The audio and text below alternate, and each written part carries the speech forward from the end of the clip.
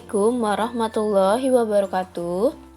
Sekarang kita akan belajar matematika dengan materi perkalian persen. Kalau kemarin-kemarin kita sudah membahas perkalian pecahan, perkalian desimal, perkalian pecahan campuran, dan sebagainya. Sekarang kita akan ke persen.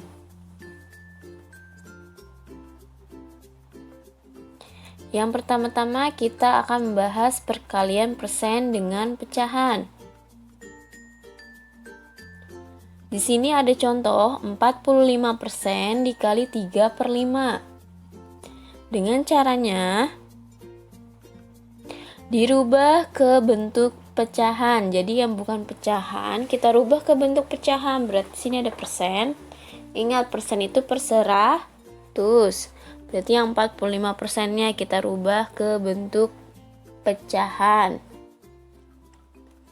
45% sama dengan 45/100. Kita tulis kembali, 45% berubah menjadi 45/100 dikali 3/5. Berarti sudah dalam bentuk pecahan. Pecahan dikali pecahan, berarti pecahannya kayak kemarin, atas kali atas, bawah kali bawah.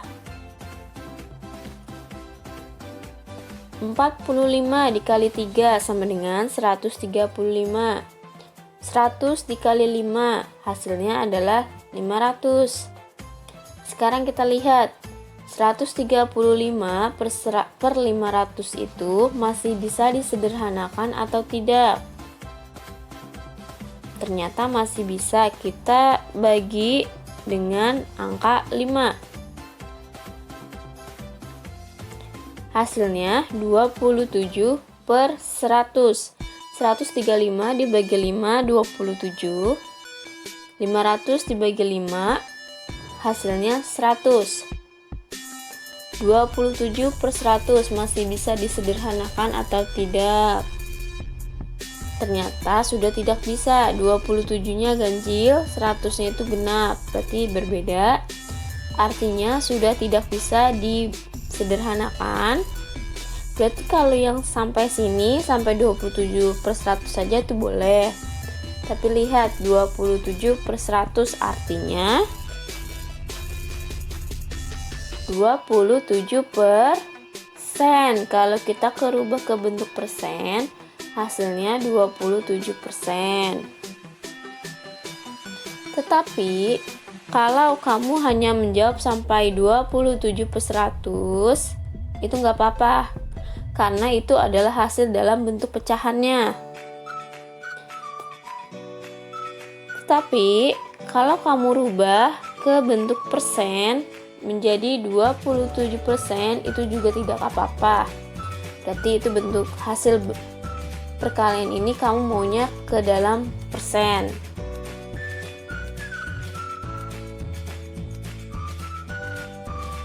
Contoh selanjutnya, di sini ada 1/2 dikali 70%. Berarti yang 70%-nya kita rubah ke bentuk pecahan. 70/100. Kita tulis ulang kembali. Jangan lupa yang bentuk pecahan campurannya kita rubah ke bentuk pecahan biasa. 1/2 pecahan biasanya adalah 3/2 dikali 70/100. 3 dikali 70 sama dengan 210. 2 dikali 100 hasilnya 200. Di atas ada 0, di bawah ada 0. Kita coret nolnya. Sisanya 21/20. Bisa disederhanakan atau tidak? 21 itu ganjil, 20 itu genap, berarti nggak bisa disederhanakan. Tapi angka atasnya, angka pembilangnya lebih besar daripada penyebut. Harus kita rubah ke bentuk pecahan campuran.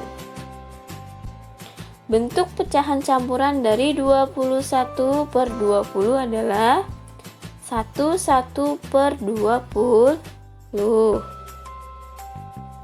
Sudah selesai. Kita ke contoh selanjutnya. Di sini ada 38% dikali 3/7. Berarti yang 38-nya kita rubah ke bentuk pecahan 38/100 dikali 3/5. Atas kali atas, bawah kali bawah. 38 dikali 3, 114. 100 dikali 5 sama dengan 500. Lalu kita lihat masih bisa disederhanakan atau tidak. Atas genap, bawah genap. Berarti masih bisa kita bagi 2. 114 dibagi 2, 57. 500 dibagi 2 sama dengan 250. Dari hasil ini kita lihat lagi masih bisa disederhanakan atau tidak. 57 itu ganjil, 250 itu genap. Berarti nggak bisa disederhanakan. Dan ini bukan per 100, jadi tidak usah dijadikan persen. Berarti hasilnya cukup sampai sini karena sudah tidak bisa dibagi lagi. Hasil dari 38% dikali 3/7 adalah 57/250. Contoh selanjutnya, 90% dikali 1/3/4. 90%-nya kita rubah menjadi 90/100. Pecahan campurannya kita rubah ke bentuk pecahan biasa. Lalu dikalikan atas kali atas, bawah kali bawah. 90 dikali 7, 630. 100 dikali 4 sama dengan 400. Atas ada 0, bawahnya juga ada 0, kita coret. Cukup satu saja yang dicoret karena atasnya cuma ada 1 nolnya. Sisanya 63/40. Coba dilihat masih bisa disederhanakan atau tidak. 63 itu ganjil, 40 itu genap, berarti sudah berbeda. Berarti sudah tidak bisa disederhanakan. Tapi atasnya lebih besar dari yang bawah. Kita harus rubah ke bentuk campuran. Bentuk pecahan campuran dari 63/40 adalah 1/23/40. Jadi hasil dari 90% dikali 1/3/4 adalah 1/23/40. Nah, itu tadi adalah materi persen dikali dengan pecahan. Sekarang kita ke perkalian persen dengan desimal. Caranya yaitu dirubah ke desimal. Lalu dikalikan dengan cara bersusun desimal seperti biasa. Ada contoh 45% dikali 0,8. Berarti yang 45% ini kita rubah ke bentuk desimal. Ingat, 45% itu kan 45/100. Per 100 berarti kalau dijadiin desimal harus ada 2 angka di belakang koma. Bentuk desimal dari 45% adalah 0,45. Harus diperhatikan ya, itu per 100 berarti 2 angka di belakang koma. Kita tulis ulang. 0,45 dikali 0,8. Lalu kita bikin coret-coretan dengan cara perkalian bersusun. Nah, ini hasilnya itu kan 0,360. Sekarang kita tentukan di mana kah koma di hasil ini. 0,45 ada 2 angka di belakang koma. 0,8, ada satu angka di belakang koma. 2 ditambah 1, 3. Berarti hasil perkalian ini harus ada 3 angka di belakang koma. 1, 2, 3.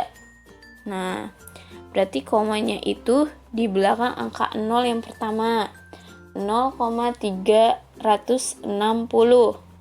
Ingat, di desimal itu tidak perlu ada angka 0 di akhir. Berarti 0-nya kita coret yang di akhir, sisanya hanya 0,36.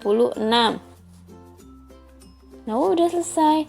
Berarti hasil dari perkalian 45% dikali 0,8 adalah 0,36.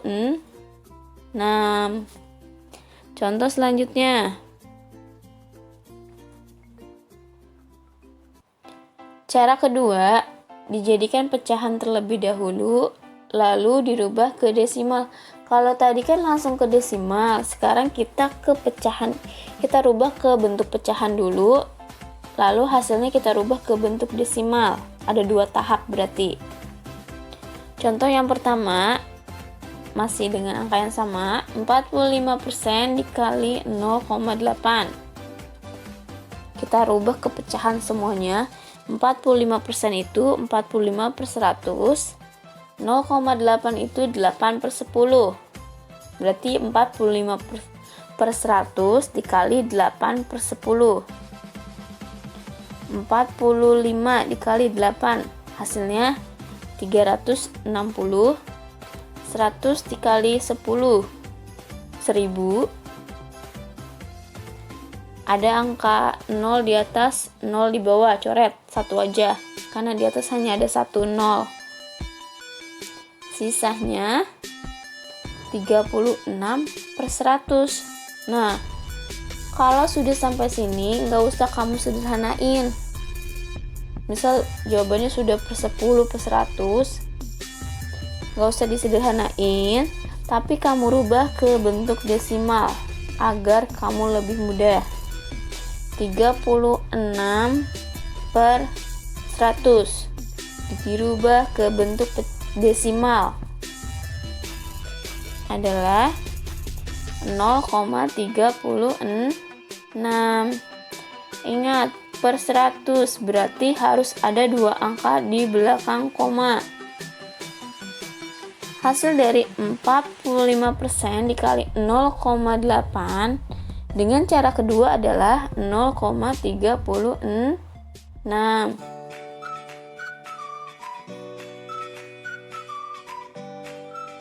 Contoh selanjutnya, 1,65 dikali 20%. Jadiin pecahan dulu. 1,65. Berarti dia ada 2 angka di belakang koma, 6 dan 5. Berarti dia per 100. 165 per 100 dikali 20 per 100. 165 dikali 20. 3.300. 100 dikali 100 sama dengan 10.000. Di atas ada angka 0, di bawah juga ada angka 0, berarti bisa dicoret. 2 angka 0-nya dicoret.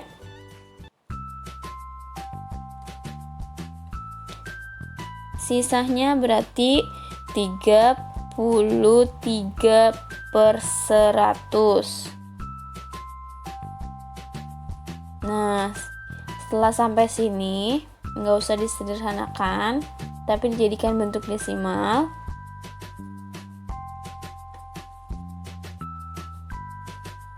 Desimal dari 33 per 100 adalah 0,33.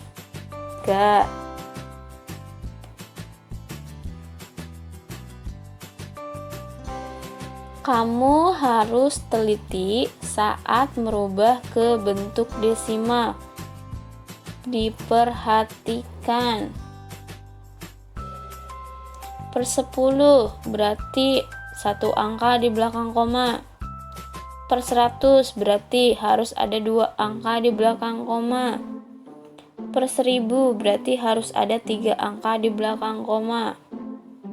Jadi harus hati-hati, dan mengalihkannya juga harus hati-hati. Harus dengan teliti. Karena kalau dari awal hasil perkalian kamu salah, maka sampai akhir juga salah. Jadi harus teliti. Itu tadi materi kita hari ini dengan perkalian persen, persen dengan pecahan, dan persen dengan desimal. Seperti biasa, di sini ada latihan.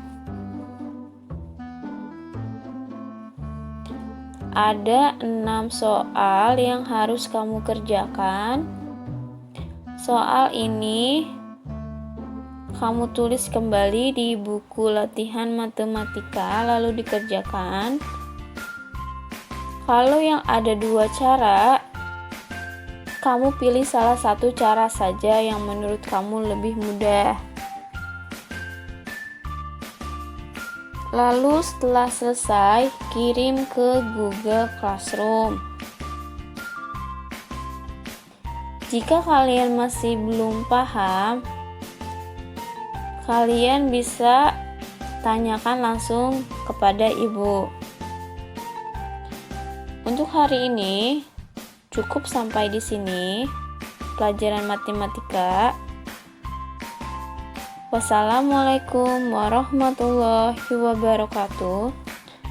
Tetap semangat walau di rumah, jangan malas, dan jangan mengandalkan siapapun untuk mengerjakan tugas kalian. Kalian harus belajar mandiri dengan mengerjakan sendiri. Kecuali kalau kalian tidak bisa, kalian boleh bertanya. Terima kasih.